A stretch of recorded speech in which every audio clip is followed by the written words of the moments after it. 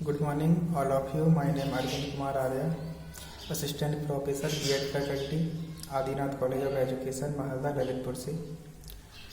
B.Ed first year का जो प्रथम पेपर है शिक्षा के दार्शनिक एवं समाजशास्त्रीय आधार, इस पेपर का हम अध्ययन करेंगे। तो इस पेपर के अध्ययन से पहले हमें इस पेपर का जो नाम है उसके बारे में थोड़ा सा बेसिक नॉलेज होना बहुत ही ज़रूरी है। तो जो पेपर का नाम है वो है शिक्षा के दार्शनिक एवं समाजशास्त्रीय आधार। इसमें 3 शब्द आए हैं। सबसे पहला शब्द है शिक्षा। तो शिक्षा का अर्थ होता है सीखना और सिखाना। इसमें कोई सीखता है तो कोई सिखाता है। इसके बाद दूसरा शब्द है दार्शनिक। दार्शनिक का मतलब होता है दर्शन से। दर्शन का मतलब होता है चिंतन से। तो हमारे विश्व में बहुत सारे दार्शनिक हुए हैं जिन्होंने समय समय पर चिंतन किया है और उन्हीं को दार्शनिक कहते हैं। जब वो चिंतन करते हैं समाज के बारे में, समाज की परिस्थितियों के बारे में और इस प्रकार से अपने विचार देते हैं तो उनको बोलते हैं दार्शनिक। तो इस प्रकार से शिक्षा का दर्शन पर क्या प्रभाव पड़ता है और दर्शन का शिक्षा पर क्या प्रभाव पड़ता है, क्योंकि दर्शन जो है, जो विचारधाराएं वो बदलती रहती हैं और विचारधाराओं के बदलने के साथ साथ समाज के नियम भी बदलते रहते हैं और उन्हीं को शिक्षा में रखा जाता है। तो शिक्षा के अर्थ भी बदलते रहते हैं। जैसे कि वैदिक काल में धर्म प्रधान शिक्षा थी, उसके बाद प्रकृतिवादी दर्शन में प्रकृति को सबसे महत्वपूर्ण माना गया। इसके बाद प्रयोजनवाद में ना प्रकृति को माना गया है महत्वपूर्ण, ना ईश्वर को माना गया, उसमें समाज को सबसे ज़्यादा महत्व दिया गया। तो इसके आधार पे समय समय पे विचारधारा बदलने के साथ साथ शिक्षा या जो शिक्षा का जो पाठ्यक्रम है उसमें भी समय समय पर बदलाव हुए हैं। तो इस प्रकार से दर्शन के बदलने से शिक्षा बदल जाती है और शिक्षा का भी दर्शन पर प्रभाव पड़ता है। तो हमें इन दोनों का रिलेशनशिप, शिक्षा और दर्शन का संबंध पूरा इस पेपर में पढ़ना है। और एक दूसरा शब्द है समाजशास्त्रीय आधार।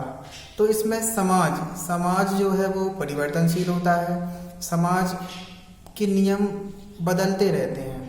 जब परिवर्तनशील होता है तो समाज के नियम भी बदलते रहते हैं और जब समाज के नियम बदलेंगे तो कहीं ना कहीं शिक्षा का जो बेस है वो भी बदलेगा। तो इस प्रकार से समाज का शिक्षा पर प्रभाव पड़ता है और शिक्षा का समाज पर प्रभाव पड़ता है। तो इस प्रकार से हमें इन तीनों का संबंध देखना है, शिक्षा दर्शन में संबंध दोनों का और शिक्षा और समाज में। तो इस पूरे पेपर में हम यही पढ़ेंगे और इसके बाद हम इस पेपर को स्टार्ट करते हैं। तो इसमें सबसे पहला आपका जो क्वेश्चन होगा वो होगा शिक्षा का अर्थ। शिक्षा का अर्थ किसे कहते हैं? Education of meanings. एजुकेशन का अर्थ क्या है? तो इसमें सबसे पहले शिक्षा एक सौदेशपूर्ण प्रक्रिया है। इसके द्वारा मनुष्य की जन्मजात शक्तियों में विकास होता है। जो जन्मजात शक्तियाँ होती हैं मनुष्य के अंदर उनका विकास होता है। कला कौशल में वृद्धि, व्यवहार में परिवर्तन और वह एक शब्द और सुसंस्कृत नागरिक बनता है जिससे व्यष्टि और समाज दोनों का विकास होता है। इस प्रकार शिक्षा जो है, शिक्षा का अर्थ होता है सीखना और सिखाना। तो इसमें क्या होता है, जब कोई सीखता है और कोई सिखाता है तो इसमें मनुष्य के अंदर बहुत सारी शक्तियाँ होती हैं, बहुत सारी शक्तियाँ छुपी हुई होती हैं, जैसे कि सुनने की शक्ति, देखने की शक्ति, बोलने की शक्ति।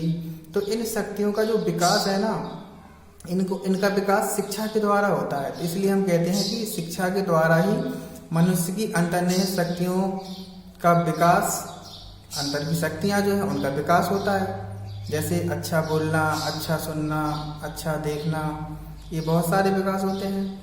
इसके बाद मनुष्य की अंतर्निहित शक्तियों के विकास के बाद कला कौशल में वृद्धि। कला और कौशल, कला कौशल का मतलब होता है कि हमारे पास 2 हाथ होते हैं, 2 पैर होते हैं, तो और बहुत सारा बुद्धि भी होती है, दिमाग भी होता है प्रत्येक व्यक्ति के पास। तो शिक्षा के द्वारा हम इन हाथों का किसी भी कार्य को करने में अच्छी तरीके से प्रयोग करने के लिए शिक्षा के द्वारा हम कला और कौशल में वृद्धि करते हैं, सीखते भी हैं और उसका विकास भी करते हैं। कला कौशल के बाद मनुष्य के व्यवहार में परिवर्तन भी होता है। मनुष्य धीरे धीरे शिक्षा के द्वारा उसको सिखाया जाता है किस तरीके से रहना है, किस तरीके से बड़ों से बात करनी है, आपकी कौन कौन सी जिम्मेदारियां हैं, आपके कौन कौन से कर्तव्य हैं, आपके घर के प्रति क्या जिम्मेदारियां हैं। तो इस प्रकार से उसके व्यवहार में भी परिवर्तन किया जाता है और वह शिक्षा के द्वारा ही सभ्य और सुसंस्कृत मतलब समाज में एक रहने लायक एक इंसान शिक्षा के द्वारा ही व्यक्ति को बनाया जाता है।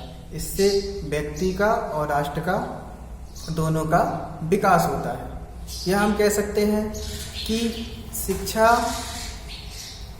एक प्रक्रिया है जो मानव विकास का मूल साधन है। शिक्षा क्योंकि हमेशा चलती रहती है, प्रोसेस है, प्रक्रिया है।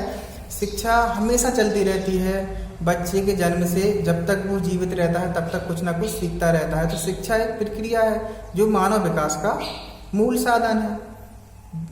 अगर इंसान का विकास सिर्फ और सिर्फ शिक्षा के द्वारा ही संभव है। अगर वो शिक्षा ग्रहण नहीं करेगा तो वो अपना विकास नहीं कर पाएगा। तो इसलिए शिक्षा मानव विकास का मूल साधन है। यह जन्म से जीवन पर्यंत चलती है। सर्वप्रथम बच्चा अपनी माँ से सीखता है। जब बच्चा जन्म लेता है तो सबसे पहले वो अपनी माँ से सीखता है। उसके बाद वो अपने पिता से सीखता है, परिवार के और सदस्य जो होते हैं उसके भाई बहन उनसे सीखता है।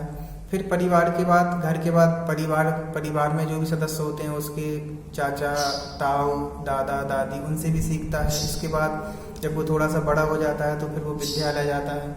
विद्यालय में उसकी शिक्षा प्रारंभ हो जाती है। विद्यालय के बाद समाज में इस तरीके से निरंतर वो सीखता ही रहता है और ये सीखने सिखाने की प्रक्रिया जीवन पर्यंत चलती रहती है। या बोला जाए वास्तविक रूप में कि शिक्षा समाज में चलने वाली एक प्रक्रिया है जिसके द्वारा मनुष्य सीखता है और सिखाता है और इसी को हम शिक्षा का अर्थ कहते हैं।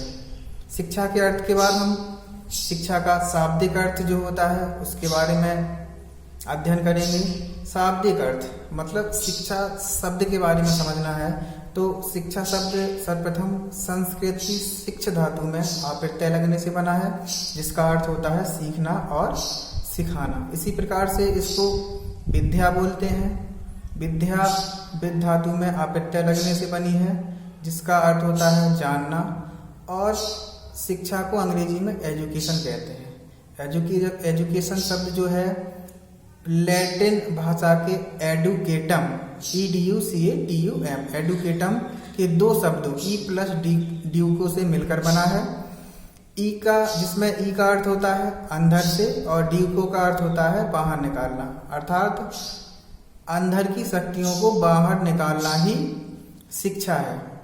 इसका मतलब ये हुआ कि मनुष्य बहुत सारी शक्तियां लेकर पैदा होता है जो अभी हमने कुछ देर पहले बताया है आपको। तो जैसे सुनने की, देखने की, बोलने की, तो इन शक्तियों का जो विकास है, अंतर्निहित शक्तियों का जो विकास है वो किसके द्वारा होता है? शिक्षा के द्वारा होता है और यही शिक्षा का शाब्दिक अर्थ है। इसके बाद आगे नेक्स्ट लेक्चर में बताएंगे।